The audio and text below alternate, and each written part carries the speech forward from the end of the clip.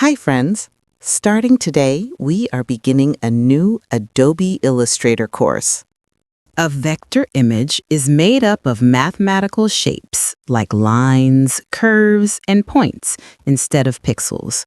It can be scaled to any size without losing quality.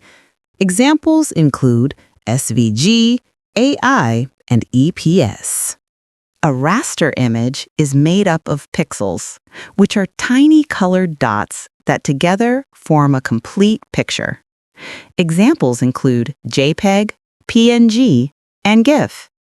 As soon as you open Adobe Illustrator, you'll see an interface like this. The bar you see at the top is called the application bar.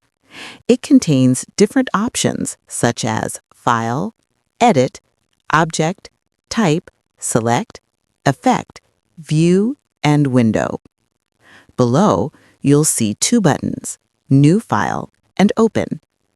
Clicking on New File will open a new document, and clicking on Open will open your previous work.